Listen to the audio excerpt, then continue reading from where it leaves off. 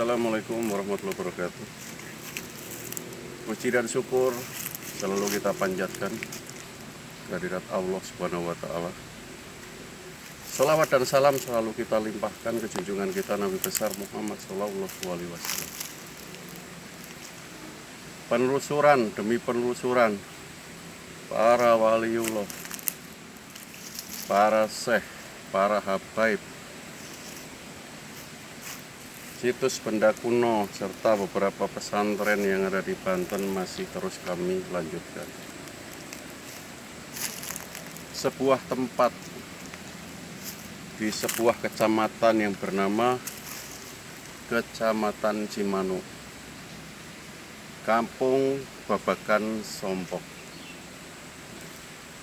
Sebuah pedesaan yang sangat asri, walaupun tidak begitu jauh dari jalan raya arah Pelabuhan Pandeglang.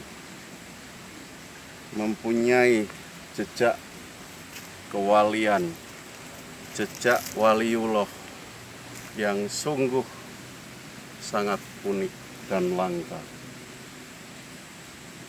Seorang waliullah yang mungkin sebagian masyarakat tidak akan menyangka bahwa beliau adalah salah satu aulia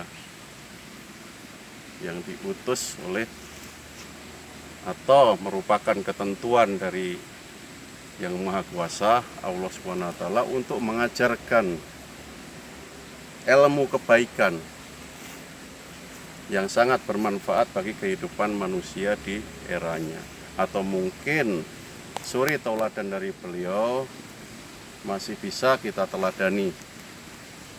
Siapakah beliau? Baik, saya pribadi menyebut beliau adalah aulia. Mengapa? Sifat-sifat kesolehan serta apa yang sudah beliau ajarkan. Nah, dalam video kali ini mungkin saya secara pribadi pengen meluruskan sebuah sejarah tentang beliau. Aulia, kiai, mungkin disebut syekh pun sebanding dengan apa yang sudah beliau lakukan. Kiai Rasad, putra dari salah satu syiar juga Kiai Abdul Ghafur. Jadi secara lengkapnya Kanjeng Kiai Rasad bin Kiai Abdul Ghafur. Baik, nanti kedua-duanya mungkin ada sedikit sejarah yang harus saya sampaikan, mengingat apa yang beliau alami, mengajarkan beberapa kehidupan yang benar. Yang saya ketahui adalah bukan hanya sekedar beliau adalah seorang makrifat, namun salah satu ahli sufi. Ya, saya ulangi, salah satu ahli sufi. Mengajarkan suatu kebaikan tentang berbangsa dan bernegara serta berakhlak yang baik. Pancasila dan Bhinneka Tunggal Ika, 5 dasar, salah satu bagian atau fondasi penting kita sebagai masyarakat yang bernegara. Itu yang beliau ajarkan. Bhinneka Tunggal Ika jelas, semuanya besar melalui dari perbedaan itulah, namun dalam satu tujuan, Allah Subhanahu wa Ta'ala. Cara kita bertakwa kepada Allah. Di era tahun 80-an beliau cukup dikenal, namun di era itulah timbul semacam fitnah atau beberapa masyarakat, bahkan ada beberapa gelintir ya yang mungkin secara umumnya disebut ahli agama juga, yang mengatakan bahwa beliau sesat. Baik, saya garis besarin tentang istilah sesat. Sesat yang bagaimana? Mungkin yang harus dijalankan seorang ahli makrifat, seorang ahli sufi. Seorang ahli sufi tingkat tinggi dalam menuturkan suatu kebaikan biasanya menggunakan istilah bahasa tingkat tinggi juga, sehingga itulah yang mungkin agak sedikit kurang dimengerti oleh beberapa tamu beliau atau mungkin dari beberapa murid-murid beliau. Kurang menelaah atau kurang memahami apa yang beliau sampaikan sehingga menjadikan bahan gunjingan pada saat itu. Sempat saya wawancara juga salah satu bagian dari keturunan beliau juga yang mengatakan beliau bahkan sempat disidang, yang mengatakan beliau adalah seorang yang non-Islam, animisme, Konghucu dan lain sebagainya. Itu yang harus diluruskan. Pancasila jelas 5 dasar berbangsa dan bernegara. Ketuhanan yang Maha Esa, iya jelas.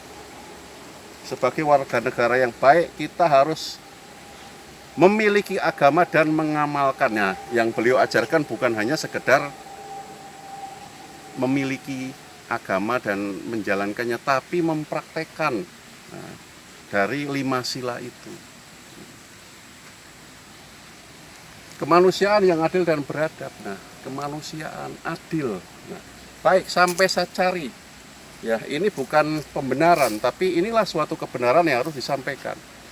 Adil, ya. Saya cari di buku manapun jarang istilah kata adil. Adil, oke, karena saya orang Jawa mungkin saya jabarkan dengan bahasa Jawa. Adil menurut Kanjeng Sunan Bonang menempatkan segala sesuatu sebagaimana mestinya, atau dalam bahasa Jawa kunonya adalah manggon ing panggonan ing sayektine. Nah, itu menempatkan segala sesuatu sebagaimana mestinya. Itu salah satu istilah-istilah itu yang beliau ajarkan. Nah, Persatuan Indonesia jelas melambangkan sebuah rantai, sebuah kerukunan. Sebuah rantai akan kokoh bila mana rantai itu tetap berputar dan bersatu. Satu lepas, nah itu. Banyak dulu yang membantu beliau pada zamannya. Bikinkan rumah satu-satu, dibelikan penghidupan, dibelikan apa oleh beliau, untuk apa? Itu pengamalan dari sila kedua itu. Bukan hanya sekedar menyuruh, tapi membuktikan, melaksanakan apa yang kita suruh itu. Salah satu ajaran dari beliau tentang Pancasila, ya. Bermusyawarah. Segala sesuatu harus melalui musyawarah mufakat agar timbul kemaslahatan. Sila keempat. Keadilan padi dan kapas sudah, ya, tadi hampir mirip tentang sila kedua dengan sila kelima. Mengapa digambarkan padi dan kapas? Nah, kesejahteraan. Kenapa tidak pohon randu aja atau pohon beringin yang kokoh? Tidak. Karena masing-masing sila itu pun sudah dibikin oleh para ulama bersamaan dengan beberapa putra-putra terbaik yang ada di bangsa ini. Di antaranya mungkin yang kita kenal, Insinyur Soekarno. Tidak sendiri Bung Karno mencetuskan sebuah nilai amalan berbangsa dan bernegara yang bernama Pancasila itu, mohon maaf. Nah, 4 tatanan hidup syariat jelas itu sebuah cara. Tarekat dari bahasa Arab, dari kata torik, ya, jalan. Setelah kita mengetahui caranya, barulah kita harus mengetahui jalannya. Mau ke Batu Bantar, lewat mana? Lewat Irian, betul. Tapi alangkah baiknya adalah melewatin jalan yang biasa, singkat dilewatin oleh manusia. Mahrifat, dari bahasa Jawa juga, artinya mahrifat adalah meripat. atau mata melihat. Nah, itu makrifat. Bila mana sudah sampai hakikat, nah hakikat adalah milik dari Gusti Allah.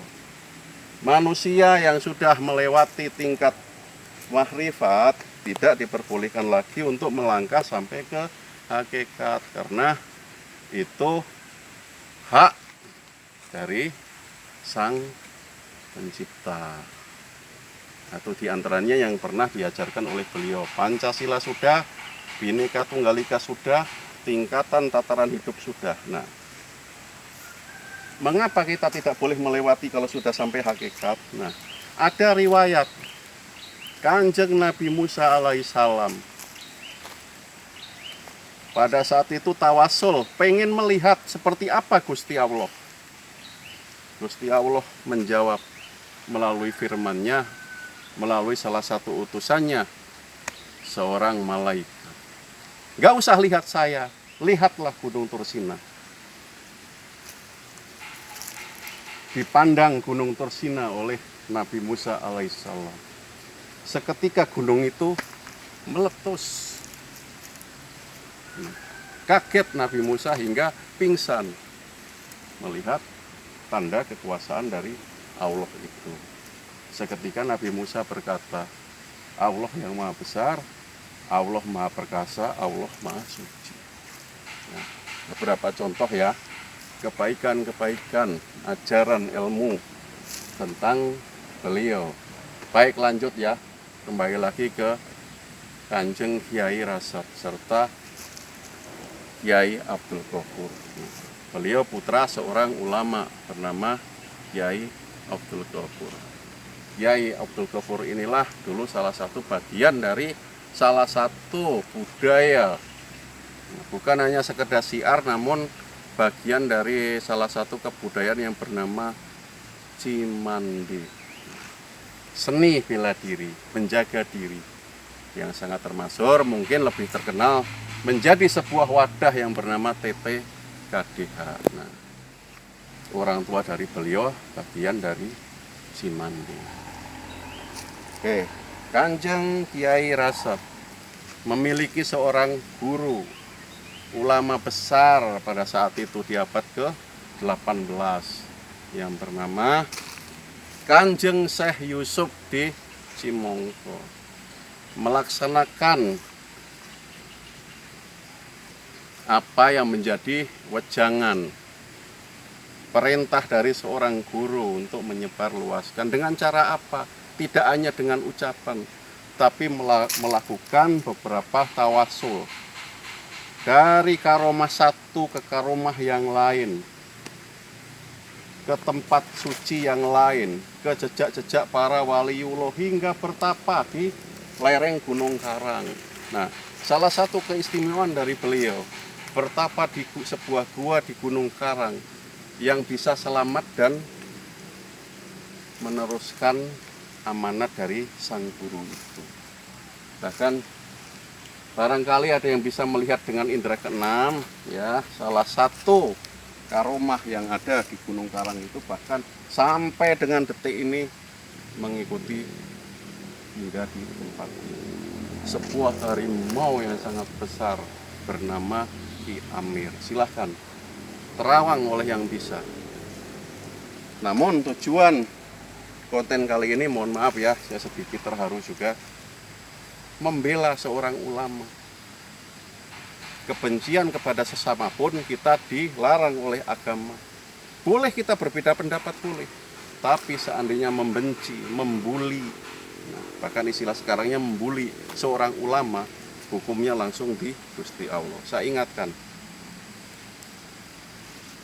pandang ya, pandang, jangan memakai kaca hitam atau kacamata hitam. Kita melihat jangan menggunakan kacamata hitam, tapi pandanglah dengan kacamata hati. Sebuah kebesaran, sebuah ajaran yang sangat langka yang ada di tanah Banten ternyata dibilang sesat. Nah, itu kewajiban saya selaku yang sementara ini ada di Banten ini, walaupun bukan pribumi Banten, namun di mana bumi dipijak, di situ langit setinggi. Seorang ulama satu disakiti akan berimbas kepada mungkin para ulama-ulama yang lain. Ya mungkin itu dulu yang bisa disampaikan. Apa yang saya lihat, apa yang saya rasakan, itulah yang saya sampaikan agar tidak terjadi nanti kesimpang siuran tentang tempat itu. Aulia Allah Kanjeng Kiai Rasad bin Abdul Qadir. Bila mana ada salah ucap, salah kata, atau mungkin perkataan saya menyinggung beberapa pihak, mohon maaf yang sebesar-besarnya. Namun tujuan utama konten ini adalah melestarikan. Mari kita bangkitkan lagi rasa nasionalisme. Nah, seperti yang sudah diajarkan beliau, nasionalisme Pancasila Bhinneka Tunggal Ika itu akan menumbuhkan rasa nasionalisme, rasa kebanggaan kita sebagai bangsa atau bagian dari bangsa Indonesia itu. Kesalahan mungkin ada di diri saya, kebenaran hanya milik Allah Subhanahu wa Ta'ala. Terima kasih. Sekian. Wassalamualaikum warahmatullahi wabarakatuh.